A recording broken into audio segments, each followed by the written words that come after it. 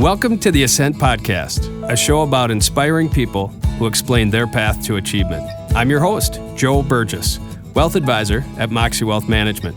On today's show, we chat with Brian Oake, City's 97.1 morning show host, also host of the Brian Oake Show podcast, and a radio and music icon in the Twin Cities metro area.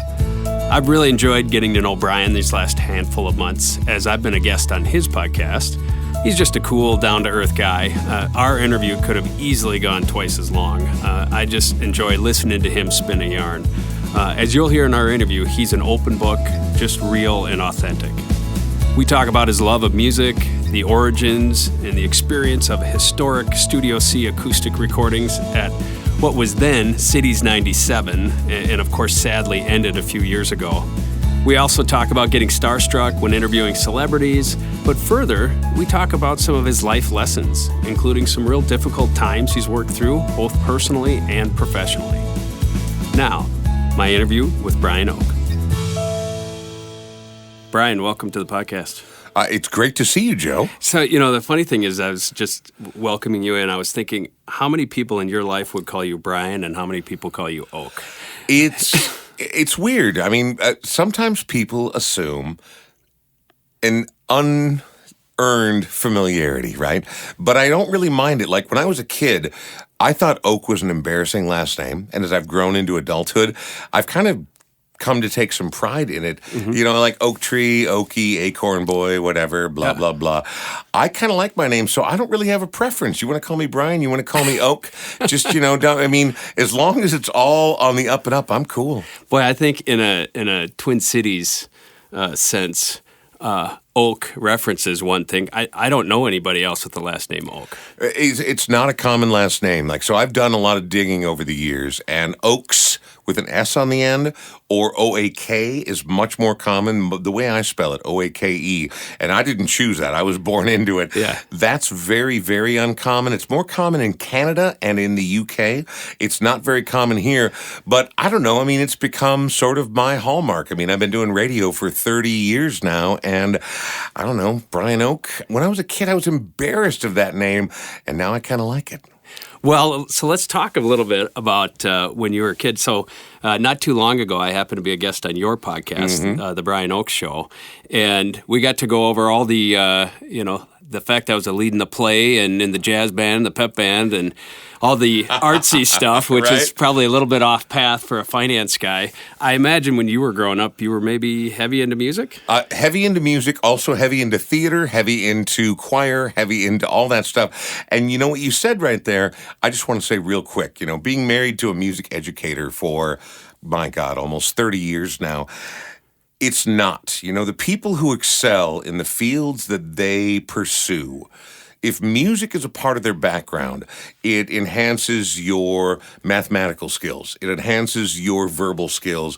Music matters. So I don't think that's off the beaten path for you. But yes, growing up, I never thought I'm going to be the cool music guy. I'm going to be now certainly at about 17 when I was having a weird new wave asymmetrical haircut in the mid 80s. Yes, I did have some thoughts about that. But here's what I believe about music, what I believe about life, what I believe about food, what I believe about anything. You don't get to pick what you love, right? You have this little lizard part of your brain at the base of your cerebellum, right there above the cerebral cortex. And if it gets triggered, if it fires, then it's something you love. You don't get to pick. And music did it for me early on. Later on in my 20s, I would do some exploration. I would do some dangerous things that I do not recommend for today's young people to do. But nothing ever hit like music hit. So it's a long answer to your question, but yes, music was important to me from a very early age, but I don't feel like I picked music. I feel like music picked me. And so were you, you mentioned theater, were you like in the band or what, or was it just I was a being choir a curator of music? So first, in fourth grade, I was so excited to get into music that I got into orchestra, and I played the viola, and I was so in love with it, but hated practicing so much, never turned in my practice reports. So I was always last chair in viola, all the way up until ninth grade, when my orchestra teacher, in her ultimate wisdom, love you, Judy Blomgren, she said, you know what? I think you should join choir, because I had a deep voice, and my voice dropped when I was very young. And there was a desperation to have bass-level voices back then. Right. She told me to get into it, and I got into choir, and that was my way forward. I was in some select show choirs. I went to all-state choir. That was my whole bit as far as music was concerned. And then, of course, an adulthood filled with cigarettes and whiskey sort of damaged any possibility of making that a proper future. So I imagine you're in the choir the whole time. Did you end up developing a band when you were younger? Not when I was in high school, but when I was in my late teen, probably early 20s. Yeah, I was in a band for about 15 minutes. We had about 5 rehearsals. It didn't go anywhere. But here's, again, one of these things, it doesn't matter. We weren't looking for a record contract. We got together in a basement studio that was very hastily put together, and we sat there for hours playing music. It was brilliant. So, yeah, no, the band I was in, you've never heard of. We never released anything. We never played a show, but it was great. Somewhere I read somewhere, and I hope this is true. Were you a break dancer when you were younger? How? Where did you find that? How would you do that? So, again, I was awful. Much like being the lead singer of a band, I was awful. But, think about it. Mid-'80s Coon Rapids, right? That's where I grew up, in the North Suburban Cultural Corridor. Thank you to my friend Marty for that quote that I will never forget.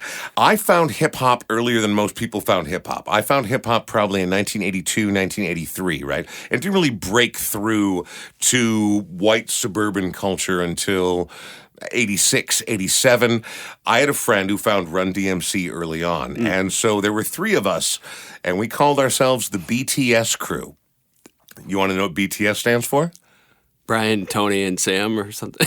You'll never know. No, that's wrong. And I'll never tell. The secret is going to go with me to the grave. But we decided we were a B-boy crew. Now, again, super white, super square. None of us talented at dancing. It was awful. It was embarrassing. But it was, here's the thing, none of us ever thought, because later on, moving into the late 80s and the 90s, a lot of people were like, yeah, we didn't ever adopt black culture. We just loved it. We sat there in adoration of it. We were in awe of this new musical form that was informing us about things that as young white kids, we had no idea about. And that then also, unfortunately, we started wearing parachute pants and sleeveless T-shirts with Japanese flags on them, and it was genuinely embarrassing. So, yes, in a sense, I was a B-boy, but not really ever a B-boy. So I have an uncle that's only 7 years older than me, and he was heavy into breakdancing. Yeah. And he had a piece of cardboard with him everywhere he went. But no, we had cardboard. We just didn't break it out very often. You know what we would do? We would go to, speaking of the North Suburban Cultural Corridor, we would go to Northtown Mall, right, with a gigantic boombox, right? Because back then, those were cool, man. I mean, I'm talking 1984, 85, and we wouldn't do a ton of breakdancing because we were very bad at it, but it was cool to be seen walking around with a beatbox at Northtown Mall on your way to Space Odyssey to play video games. That's fantastic. So, it's fantastic and sad at the same time. So how did you end up getting into the DJ thing? Where did that pivot happen? So when I was a kid, my voice dropped when I was very young. And probably 10, 11 years old, I'd answer the phone and people would be like, oh, hey, Ron, meaning my dad. And I'm like, nope, not me. My voice dropped. And then throughout school, having a deeper voice led to being in theater and doing that sort of thing. But throughout that entire time in my young our latter teenage years, people were like, you got a great voice. You should totally do radio. And so I don't know if I chose radio or if I was brainwashed into doing it, but it was always something I wanted to do. At home, I'd have one of those old tape recorders where you had to hit play and record at the same time, and I would make these cassette tapes of me pretending to be a radio host, but then also doing all the songs, right? And it was just sort of my way of play acting, of thinking out, of doing the thing. So I went to my first year of college in 1986. At Winona State University. KQAL was my very, very, very first time ever sitting behind an actual microphone and making real radio. And I loved it there. And I thought it's a great station. It remains a great station to this day. But I was disillusioned with school. It felt like 13th grade, so I dropped out, went away. And then I came back and I started working in the nonprofit community for about 6 years. Started working over at Radio K a few years later, but it took a while, and it's just something always that came naturally. It felt natural. Like, A, I can't stop talking, as you can probably tell. B, it was one of those, water finds its level. The universe seeks a balance, right? Yeah. You do what you do because you know you have an affinity for it, and you're good at it. It was the same thing. Do I think I'm the best that's ever done it? Not by a long shot, not by a mile. Is it the thing that makes me the happiest and I feel the most comfortable doing, even if you're dragging your sorry, tired butt out of bed at 4 a.m.? Yes. So it appealed to me from a very early age. I didn't make it a thing until I was in my mid-20s. In your mid-20s. Yeah. That's kind of 25 is when I started. I mean, a little earlier than that with the college stuff, and that's really where it got started for me. But my very first professional gig at Rev 105 started in the spring of 1994. I was 25 years old. And at Rev 105, and, I imagine if you're at large radio stations, when it comes to selecting the music, is it all pre-selected? Or, like, when you first started out, did you have an ability to say, here are the songs I want to have on the show, or how does that work? Do you want the truth, or do you want me to tell people a story they'll like to hear? The truth sounds more corporate. All right. Yeah. Well, unfortunately, even at Rev 105, as dangerous and interesting, and I mean, really, it was revolutionary at the time. There was not another station like Rev 105 when Rev 105 came along. And the focus was alternative. Very. Alternative. I mean, because alternative had exploded, right? I mean, just a couple of years before, Nirvana kicked down the door that had, there had been this force building throughout the 80s in college radio. Bands like The Cure, like The Smiths, like Husker Du. Right. REM. These bands were fomenting something that was bigger than college radio but didn't yet have a popular national voice.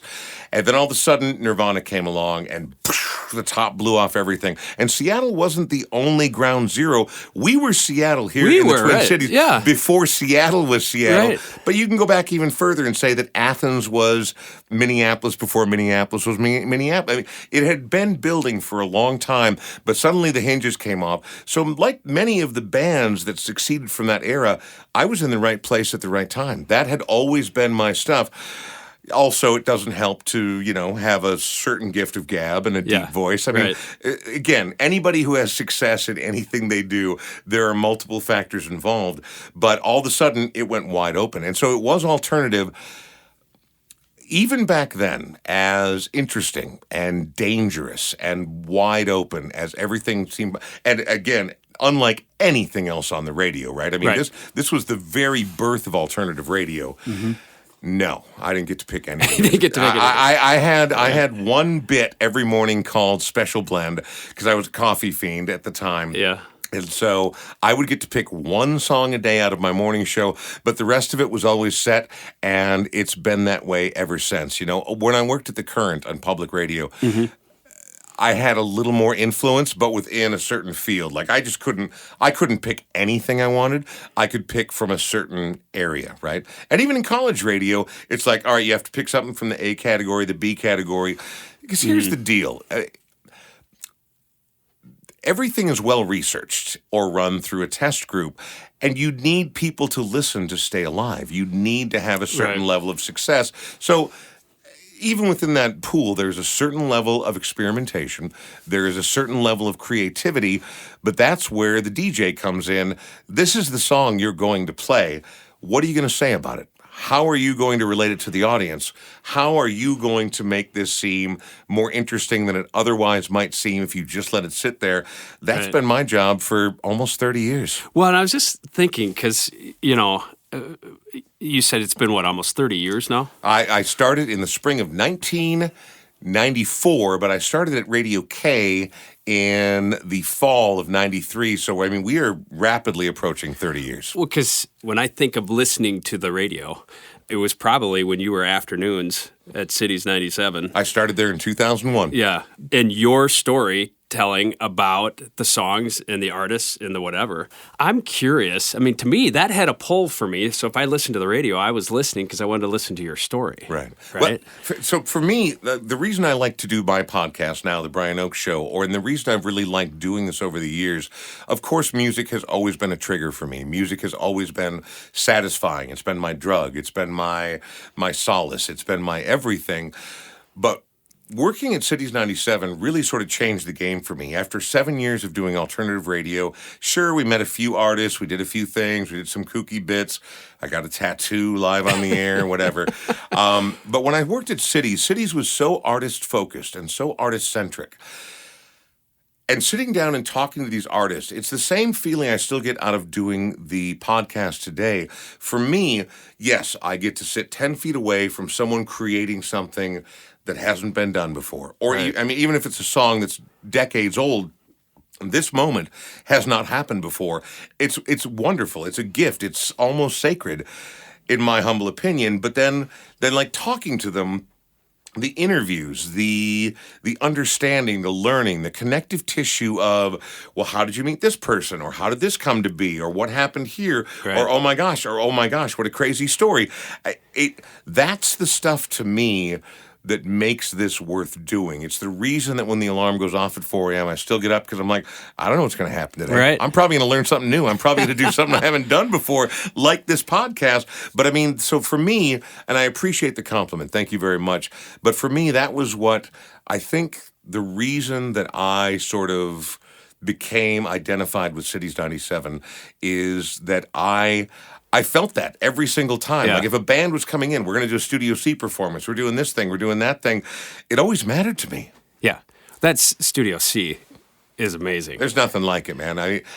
I think we owe, she's no longer in the Twin Cities radio industry, but my boss at the time, Lauren McLeish, the woman who hired me and who really navigated Cities through the era of the peak Studio C performances and the peak of Oake on the Water and really the very zenith of what the City Sampler became to be.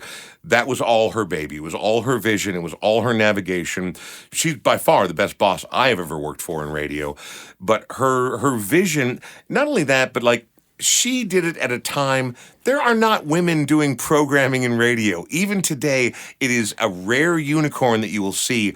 Not only did she have that hill to climb, she was also fighting the increasing corporatization of radio at that point and still managed to maintain not only a vision, but to support her staff and to shield us from all of that overwhelming garbage that came down from above. Right. I will never be able to say enough great things about her, but everything that people love about the so-called golden age of Cities 97, everything, the laurels should all be rested on Lauren McLeish's head. Wow, that's fantastic. And they don't, the sampler is no longer, right? We live in a different age now, you know? I mean, like, even towards the end of the sampler, when it was at its peak, downloads were becoming much, much more popular. And people were like, well, why don't you just make it a download so everyone can have it?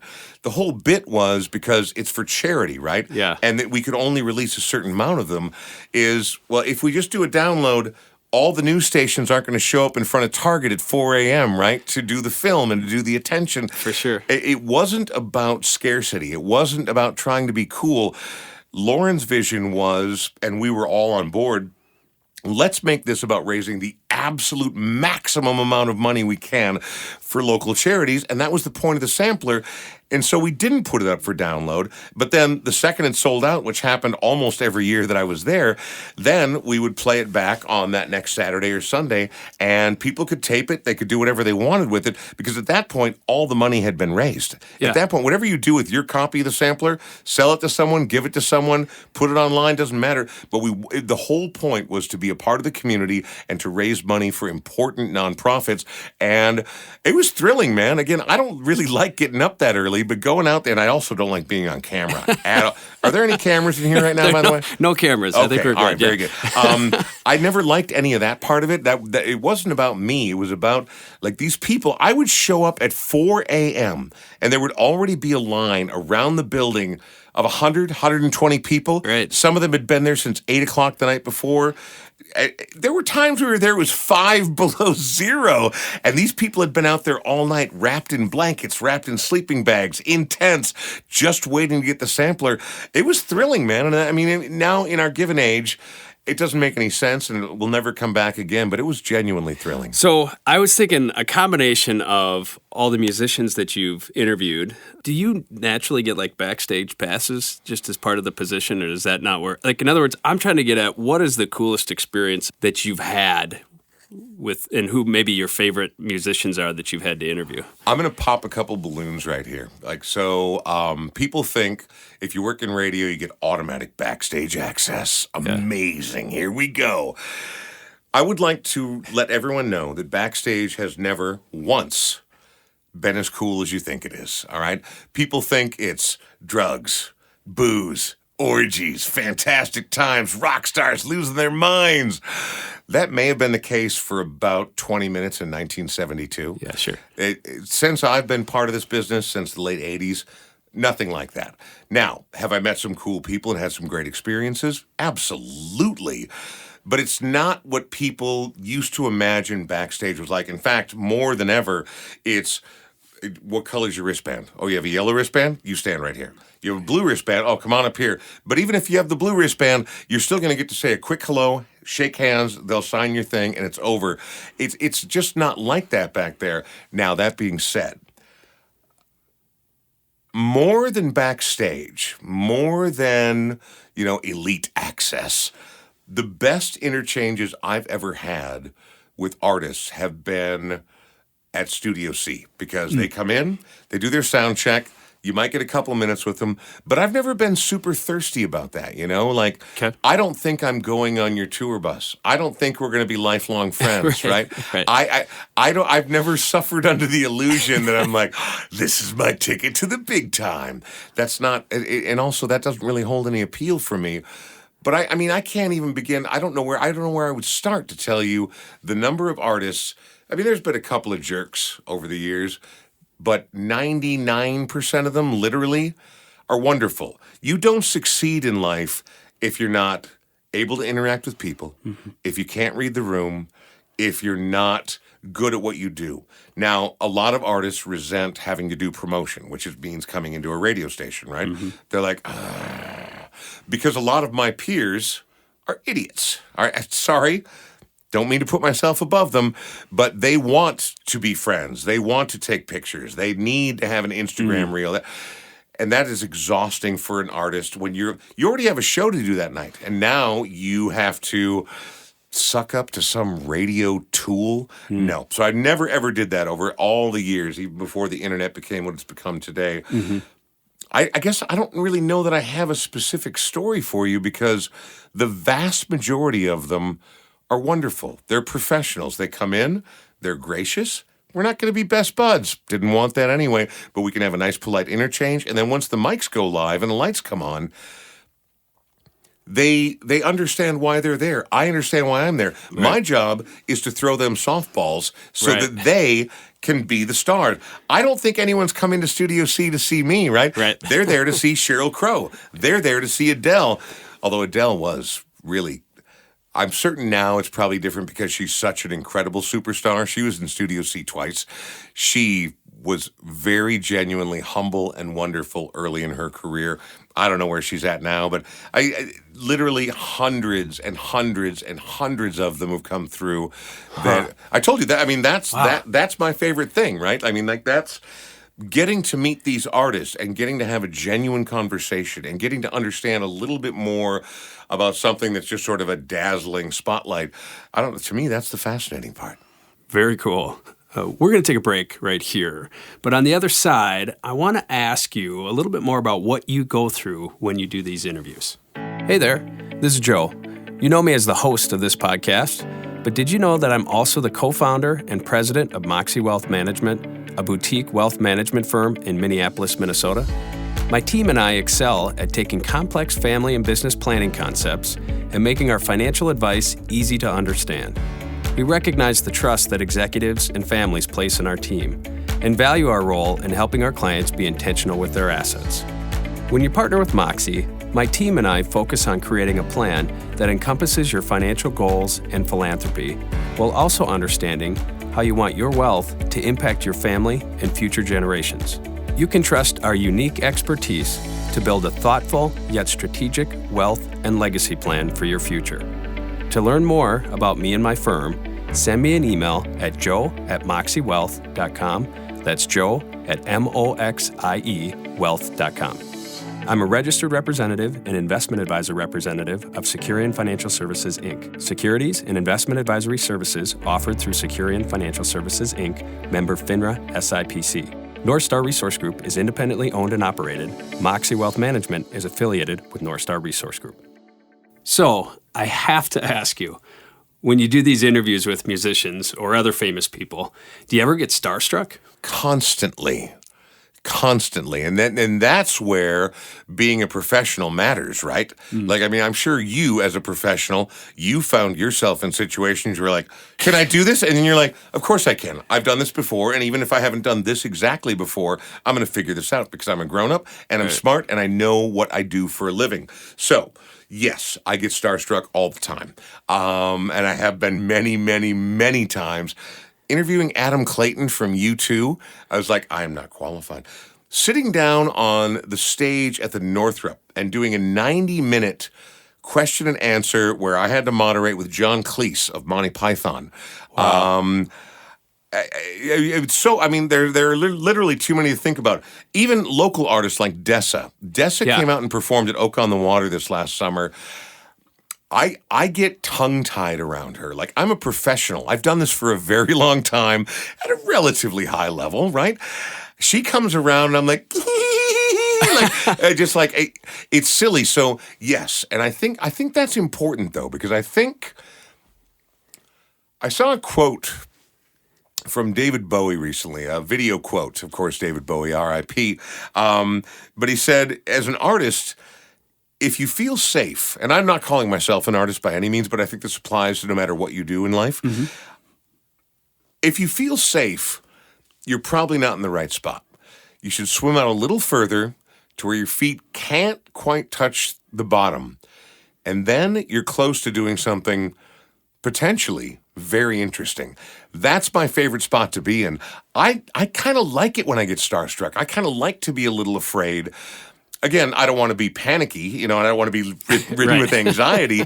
But when you're not 100% certain that you're good enough to do what you're about to do, I don't know. That's the part where that's what makes being alive worth being alive. If I was to ask you, like, who's your favorite musicians? Oof. Is that like asking, I don't know, who you voted for in the last election? I mean, is this personal, or do we've got, nope, this is the group? And I suppose maybe it changes from decade to decade. It does all the time. Yeah. So it's very popular not only in my industry, but among my friends group and on social media. Give me your top 10 blank. Give me your top 10 this. Give me your what. It would literally change day to day, but I can rattle off some of my very, very favorites for you. And I'm curious if you have a genre where you're like, can't do it.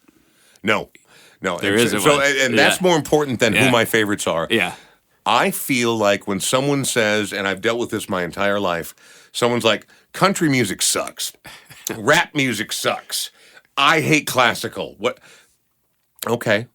All that tells me is you haven't put in any time whatsoever, all right? So I don't think there's such a thing as a bad form of music. Now, you may put in years of research into country music and not find someone you love. Okay, fine. But at least you put the time in before you made some blanket, stupid, knee-jerk statement.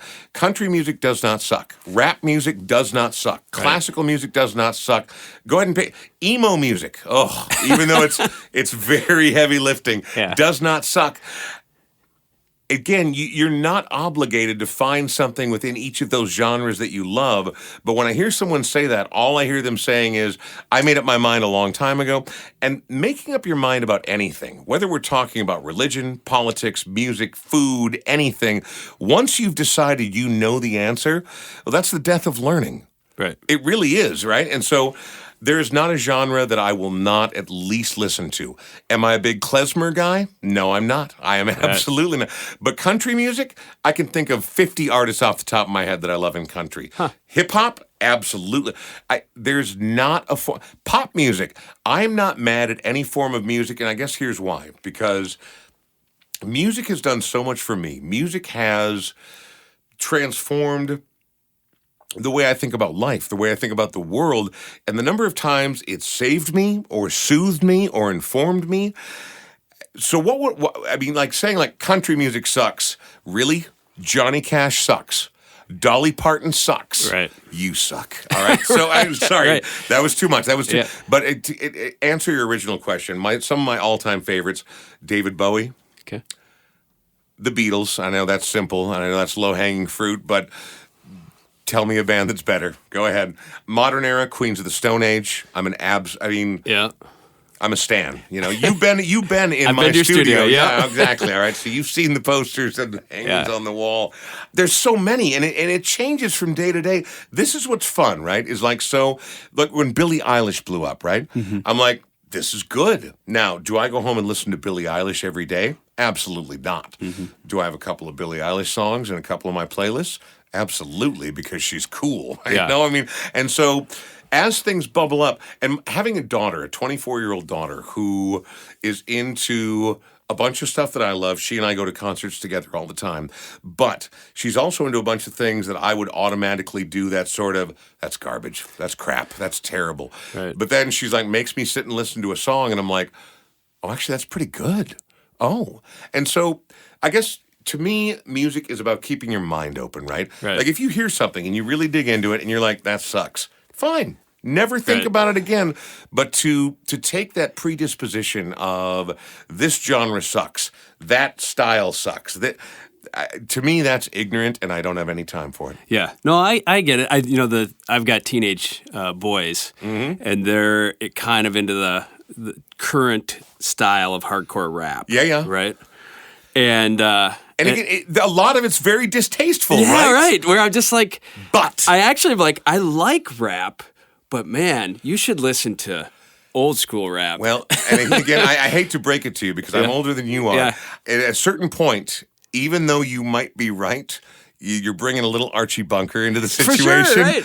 And again, it's what they like. There's two things I want to say. It's like, did your parents like Guns N' Roses, right? Or Metallica or somebody, right? Who doesn't like Guns N' Roses? Bring them to me right now. Yeah. But two things. One is, even with the new stuff, the hardcore stuff, as stupid and simple or juvenile as it might sound, there are production elements, and music is evolving, and we will not ever be able to stop that. That will continue to happen, and if it's popular... I had to have this conversation with someone the other day about Taylor Swift. They're like, how did she break all these records? Why can't people get tickets to her show? Who cares? She's not that good. I'm like, settle down. You don't like Taylor Swift. That's fine. The world will continue to evolve with or without you. Right. So you don't have to love it, but you have to pay attention to what's happening because the world is changing. Right. And it will never stop changing. Also, it's kids' jobs to kind of tick off their parents, right? I mean, when I was young, I was like, Husker Du, man. Yep, because when I crank it on the stereo downstairs, I know it's about 30 seconds before my mom comes down and tells me to turn it down. That's how teenagers are. So they like good music, and they're finding their own way. And just because they love something you don't love doesn't mean it's not good. Right. It changes. Everything changes all the time. It's probably a rite of passage, right? Oh, I couldn't agree more. But so you could go out of your way. I know my daughter did. She went out of her way to really tick us off and listen to some true garbage. But you know what? I mean, she's moved past it, but she also, it informed who she is. Who am I to dictate what someone else? Like I said at the very top of the show, you don't get to pick what you love.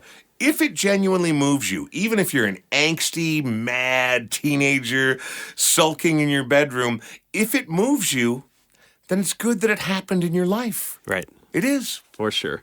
Well, all right. So, this podcast, we talk about people's path towards being successful and the way they think, really. And in your experience, what do you think have been some of the greatest life lessons for you?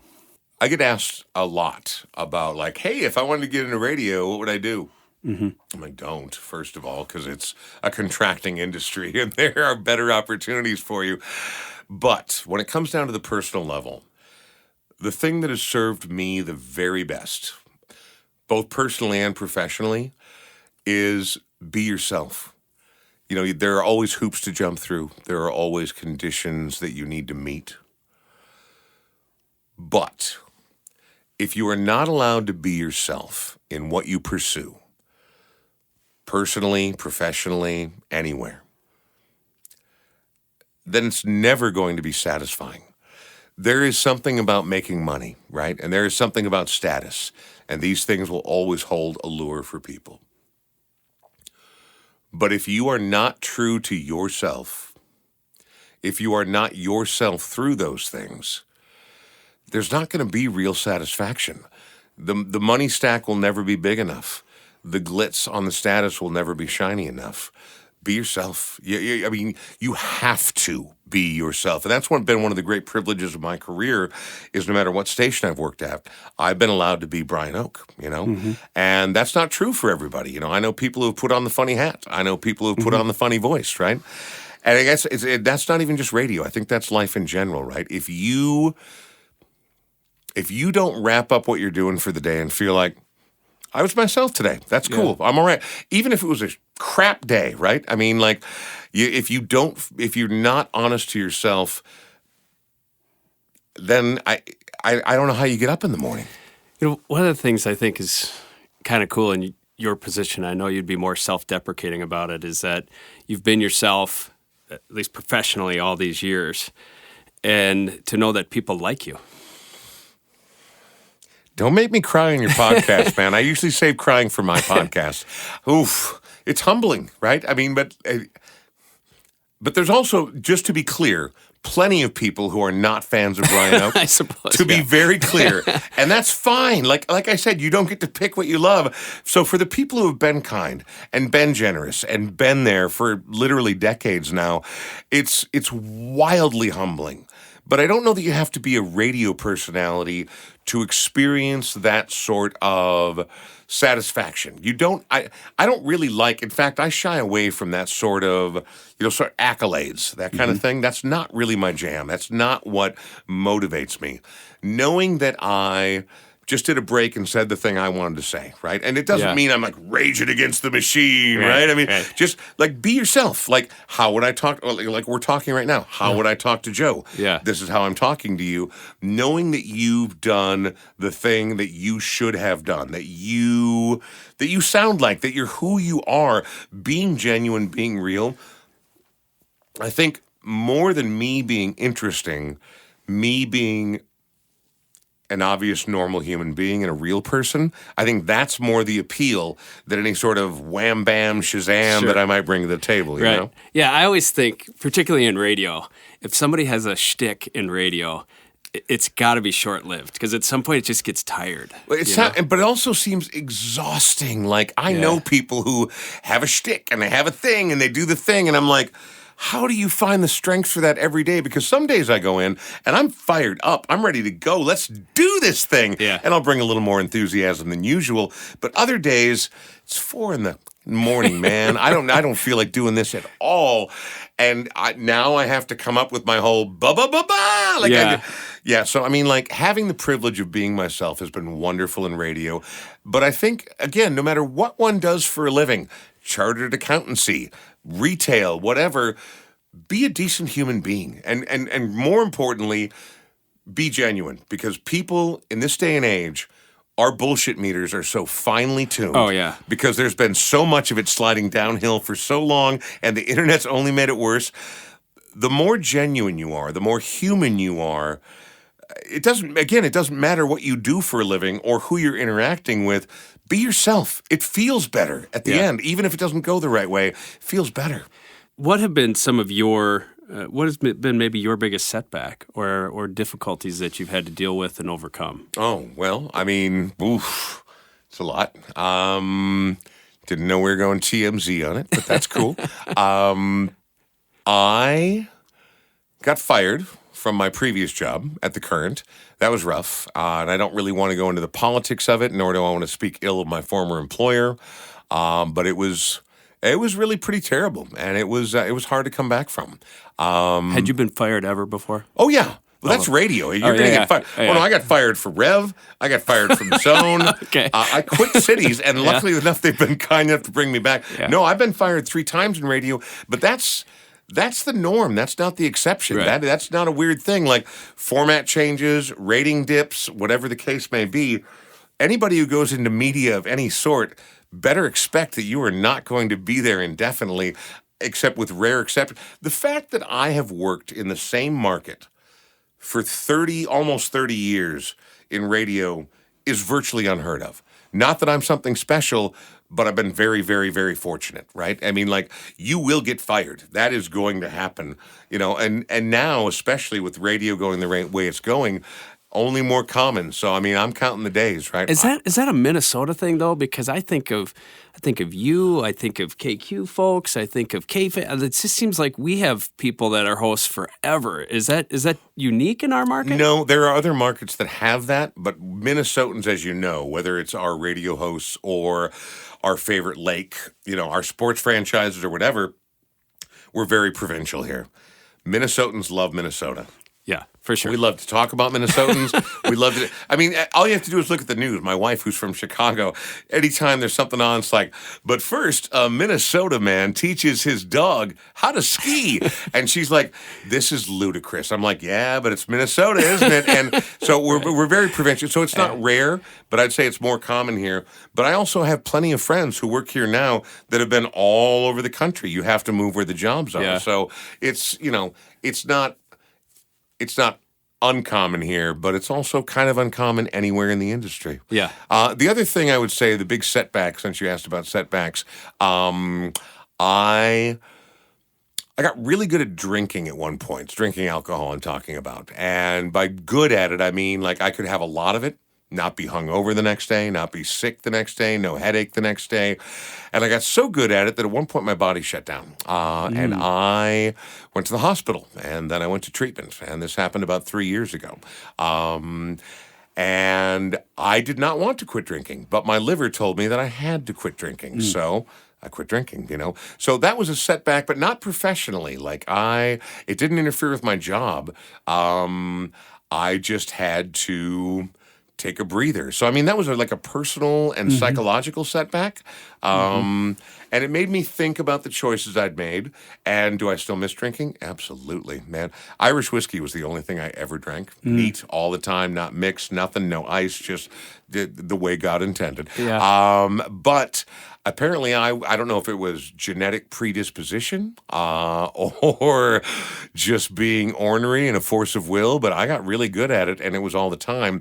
And then my body shut down, and so I had to do that. So I don't know if I'd call it a setback or a wake-up call. I'm not sure what the proper terminology is for that, but it forced me to seriously reconsider the way in which I approach my life. Yes, I was just going to say, and thanks for sharing. What have you learned out of that process in the last 3 years? Maybe about yourself or where you were or how you view life, whatever. I'm not supposed to reference the particular organization that I attend on the regular, but a 12-step program, let's call it that, all right? Sure, yeah. What it does is it wakes you up and makes you realize you are not a unicorn. You are not unique. Problems strike everyone. And you can suddenly, like most traps, you don't realize you're in them until it's too late, right? That's why traps work. And so what I learned is to keep my head on more of a swivel, keep my eye out for things that could detract me from the path I'm on. I'm not a terribly driven guy. Like, I don't have a 5-year plan, a 10-year plan, 15-year plan.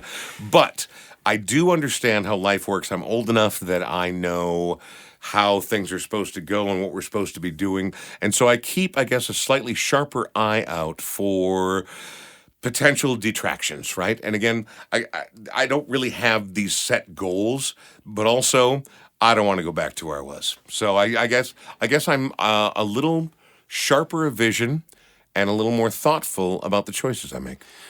I have 3 or 4 good friends that have gone through a similar experience. Right. And the thing I appreciate about them is I honestly really enjoyed being with them when they were drunk because we had lots of fun. I was a pretty good drunk. Yeah. I didn't want to quit, but I had to. Yeah.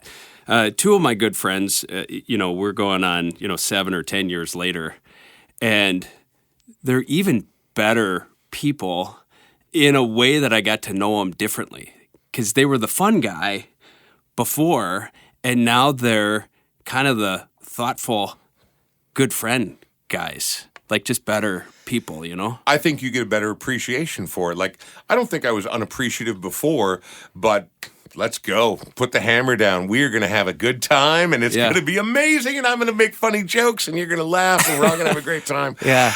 But then, like all things, all these cliches that go along with recovery, right? Like moderation. Yeah. Moderation's good in everything. Like, I'm trying to lose weight right now. Yeah. Don't eat the whole pizza. Right. Have 2 slices. Yeah. Don't be, but again, and with drinking and with everything else, and all those other cliches that go along with it, like easy does it and one day at a time. Yeah. I find that that's helpful not only in recovery, I find that's also helpful in just staying alive in the modern bleeping world, man. Like, okay, this next week looks absolutely undoable. You know what let's do? Let's do tomorrow. And let's keep an eye on what the plan looks like for the rest of the week. But let's just do tomorrow first, and then we'll move on from there. And it's the same thing with recovery, right? My recovery has not been linear. It has not been perfect. There have been a couple slip-ups, but it's better than it used to be. Absolutely. And so it's good to be thoughtful. Like, I don't ever want to be like the guy in the room who's, now I've become the Buddha. Now I'm the wise one. Now that I've gone through the gate and learned. Yeah. I don't ever want to be that guy because I'm not capable of being that guy. But I think it's important and incumbent upon all of us as we get older. I don't know that you can avoid it as you get older, of being more thoughtful and more cognizant of reading the room, reading the situation, knowing the people around you, and frankly, being more selective about your choice of friends. Well, one thing, with some of my friends, it actually causes me to do more of a self-evaluation. So, for example, in general, how many people do I hang out with who aren't drinking when we're together on a Friday or Saturday night? And if there's somebody who's not, it actually has me think and go, well, wait a second, how badly do I need this? Well, what I mean? But here's the thing I never ever will try to bring to the table. Like, my friends, I have a very good, small core group of friends we've been friends for more than 30 years, and I can't ever see that changing. They like to drink. And I am not mad about that at all. For sure. So what I don't want to do is show up and be the guy who makes everyone think like, I should watch what I'm doing. Have fun. Do your thing. Because what I've learned is that the best thing I can do for myself, last time I went to hang out with these guys, everyone was starting to get into it. And for the first 2 hours, I had a fantastic time. Right. Once it rounds the corner and people are heading into party time, I'm like, I'm going to dip. Not because I'm mad, not because I'm in judgment, but it's time for me to go. And you guys, Yeah. And so I'm not mad at anybody. Look, I told you, I didn't want to quit drinking. I would love to still go to party time, but I had to because I don't want to die. So, but it's important for me. That's the important part of recovery to me is don't live in judgment, right? Like, you have to let other people do their thing. Now, if you see someone struggling or someone clearly spiraling, talk to them for sure. Mm-hmm. But if your friends are just out having a good time like you're talking about, let them do their thing. And if suddenly it's not fun for you, dip. You're the only person in charge of your happiness or your mental health or your emotional well-being is you, and you are allowed. You get to dictate the nature of how that works. Right. As we kind of wrap up here a little bit, I was going to say, what's your vision kind of moving forward? But the interesting thing is that you mentioned is where you said, if it's day to day and being more present and that kind of stuff. And so maybe it's because you've given some pearls of wisdom as we go through this whole thing. Like I said, I'm not the Buddha, man. I am not the Buddha. I'm just some dude from Coon Rapids. Well, I guess the way I would say it is, from here on out, how would you define for yourself personally, this is what success feels like to me? Success is an interesting term, right? Because for some people, it comes in the form of emotional fulfillment. For some people, it comes in the form of where you live and the way you comport your physical attributes, right? And for some people, it's just Being able to breathe. How would I define success? That's a very interesting question. It's going to be odd because I know, Joe, that you are involved intimately in wealth management, and that's a big part of people's contentment, right? Money has never mattered much to me, which probably means I'm being thrown off the podcast, which is fine. But that being said, I mean, obviously, you have to have the money you need to live the life you want to live, right? For me, contentment and success is being able to maintain, no matter how modest it might be, the life that I want to live, right? But it also means falling asleep effortlessly at night. It also means when I wake up at 4 a.m. and I'm like, what the f- is going on here?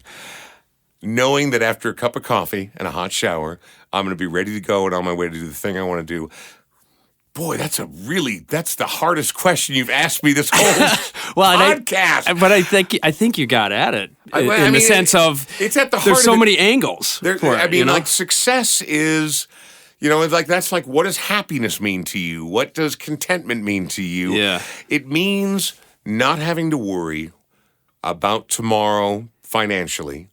It also means, although we're always worried and we're all keeping our eyes open at all times, it means some sense of safety or security regarding friends, regarding family. I guess just being able to do the things that make you feel like a normal human being the next day. For some people, that's I'm taking my yacht down to Aruba, right, whatever sure, it might be. Right. For other people, it's just like, I just want to come home tomorrow and pick up my kids from school and take them out to dinner, and we're going to have a fantastic day. Right. As long as you feel good, as long as you feel some sense of security about the next day, like I said, one day at a time, I think that's my definition of success. Yeah, I think it's great. Well, Brian, I think we're going to leave everything here, and thank you for coming in today. My pleasure. Sharon, it was awesome. I had a really good time. Yeah, me too, man. This was great. Cool. You've been listening to my interview with Twin Cities personality Brian Oake. He's a Cities 97.1 radio host and also host of the Brian Oake Show podcast. You can find out more about him at brianoakeshow.com. Make sure to spell Oake, O-A-K-E. Thanks for listening to this episode of the Ascent podcast, a show about inspiring people who explain their path to achievement. I'm your host, Joe Burgess, wealth advisor and founding partner of Moxie Wealth Management. You can learn more about me and my firm at moxiewealthmanagement.com. That's M-O-X-I-E wealthmanagement.com. Thanks again. We'll see you next time.